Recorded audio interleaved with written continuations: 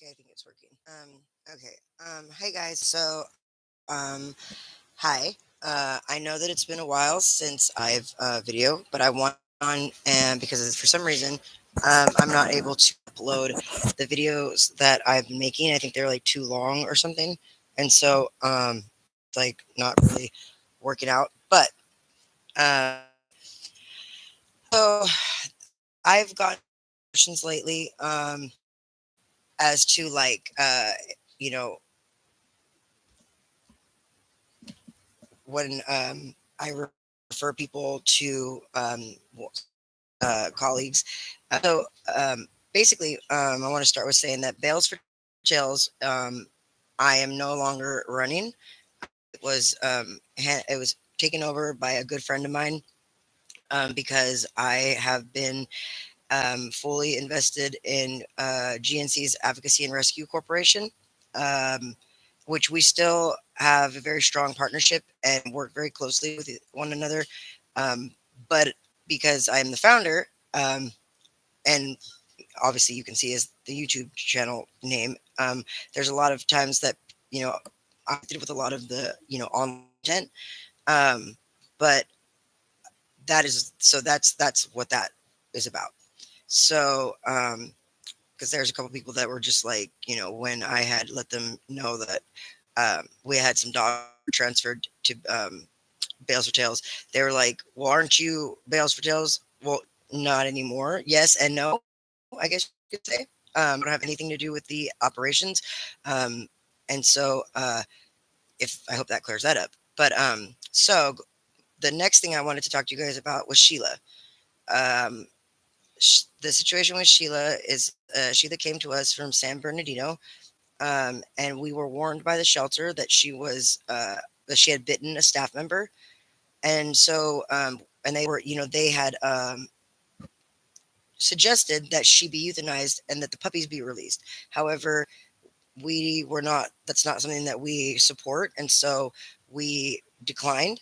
And we really, we thought that we would be able to handle it. So we brought her here. She was flown here, and she ended up biting one of my fosters, the foster that she was with. The foster has a lot of experience with moms and puppies and has done an amazing job with other dogs and young pups. And even after Sheila bit her, she was willing to give it a try. But it ended up, long story short, becoming too much. And I personally can't bring Sheila here. Sheila is on a quarantine at the county shelter to work since the day that she was taken. We've been trying to find a backup solution because we're not going to just throw in the towel. That's not what we do. And the county shelter, has actually been quite difficult, um, and so. Um, but we're not giving up. It's not over till it's over, and we're still trying to, connect her with another rescue. There's a rescue that has stepped up, and I want to thank all of the supporters and all of Sheila's friends from San Bernardino that have, stayed with us and stayed with her and have really invested in her well-being. Um, so what was I gonna say? Oh yeah, so I can't bring her with me because I am already at my capacity of what is allowed, and more fosters and are able to train them. But even then, I wouldn't want to just throw her in with a new foster just because she needs a lot of special she needs special care. She's scared, she's very fearful, she doesn't trust people. It seems like, um, and so but we're still trying to do everything we can to make sure that she's okay. There's been a lot of backlash on Facebook and people that seem to have opinions that uh, have failed her. And you know what? To a point, I agree with you.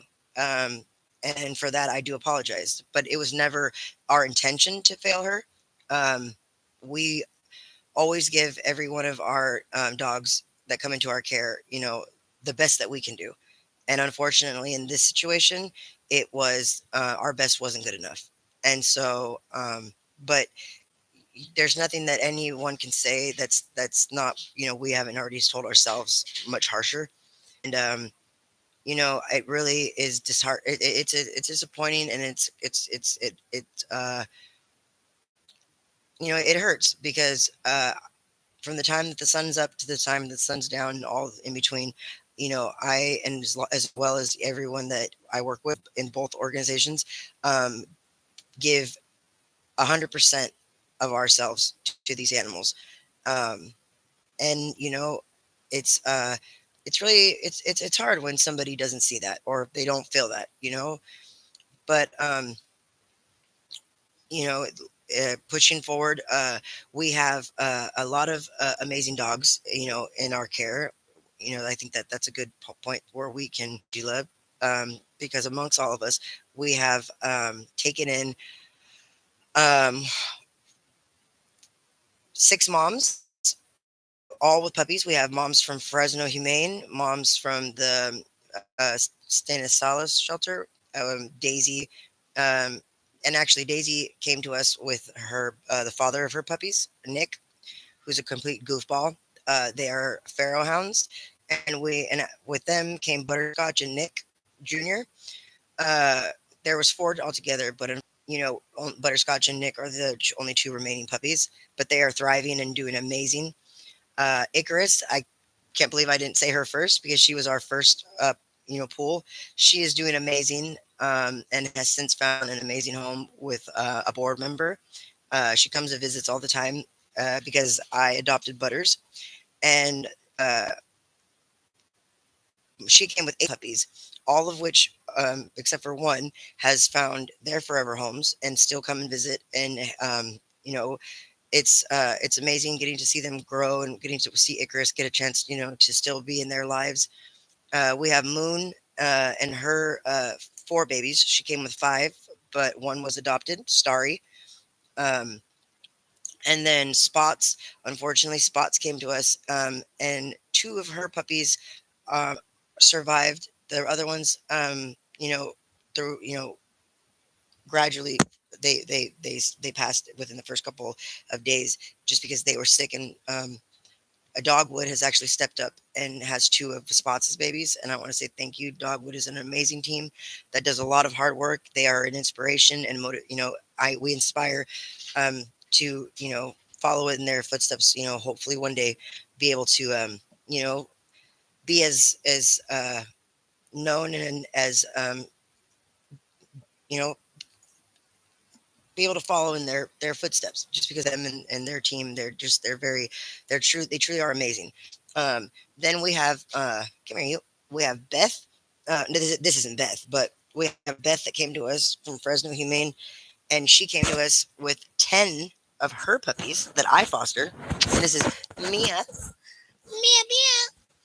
Mia and Maya are twins, and they were actually adopted, but were returned to us because this little troublemaker may went after a chicken. But that's okay because Willie will she will find her forevers. And then we have Brenda, who also came to us from Fresno Humane. She is a small terrier mix, and she came to us with 6 of her puppies, sorry, who are all thriving and doing amazing, and coming into their own personalities. When Spots actually came to us, we a litter of 5, sorry, 6 orphan terriers that came, and they're a smaller breed of terrier, and they are being fostered out in St. Helena, and they're all doing great. They're getting big. Let me see. Curtis came to us from Modesto as well, but he was since then returned to his owner. Um, and he's doing great. We get updates, and I post those on Facebook and on Instagram. Um, Moon's puppies are doing amazing. Uh, Lady came to us from Modesto, and she is adopted. I actually just got back a little while ago from doing a visit with her and her family. And she, when Lady came to us, she was so fearful, and she just would always want to be in the crate, and she a lot of things spooked her. And the day that Lady was adopted, she ran right up to my friend, and just gave her a kiss right on the mouth. And ever since she was like, "You want to come home with me?" And she's thriving. I've never seen her so happy, and it's really good to see her smile. She smiles, and Curly Sue was the same family, as well as Little Bit, who came to us from Mendocino. And so, I think I wanted to share that with you guys because a lot of times people they see one incident, and I'm not trying to downplay the negative, but they allow that and to prevent them from seeing all of the hard work that our team does every day. Um, and that's unfortunate. Um, but I always want to be 100% transparent with you guys. I always want to, there to be an open line of communication. And when I first got into this, it was a learning process, and I didn't have anybody to, I guess, show me the ropes. I learned them myself, alone, by myself. More times than not, it's a team, a large team of people, and for the most part, in the beginning, it was just me, like literally, like just me. And then slowly I started, opening up and bringing people in, and we're expanding, and it's doing good, but having to retrain. I mean, not retrain because they never were, having to pass on the initial, foundation and that the rescue was built on, because it was only me in the beginning. Has taken some time, and people are only human, and so having to retrain and retrain, and that's fine, because I'm grateful, 100% grateful for everybody that dedicates their time to these animals, because ultimately it's not about popularity, it's about getting them out alive of the shelters, and being able to give them what they need in order to find the homes that they deserve, so that way they can have a chance at the lives that they deserve. And we are always looking for fosters, as every rescue, and volunteers, and we would just, we would like a chance for our community to not, open up your guys' mind and not be so judgmental and quick to just shut it out, and truly come together so that way we can save more lives. If you have any questions, you can always reach out to us at GC Advocacy and Rescue .com or GC Advocacy Rescue 24 at gmail.com. We do share a message with Bales for Tales at 707-687-9280. We are looking right now currently for fosters to take in, or adopters. Most of our pups are available for adoption. Brenda's puppies are not, just because they're still only about 6 weeks old. But the terriers are 8 weeks. The German shepherds are like 14 weeks, sorry. And then Maya and her litter are 11 weeks. So, and then of course we have Miss Daisy May, the mama, Moon, and Shepherd, who's just a big old gentle giant. Nick is going to be remaining with us just until he can get a little bit more training. He's an amazing dog. He's highly intelligent, but he has had a couple instances where he has got into some scuffles with other dogs, and so we want to set him up for success. Or we don't want to go throw him out somewhere where he is going to find himself in a shelter and on the euthanasia list, because he deserves more than that. Thanks, guys.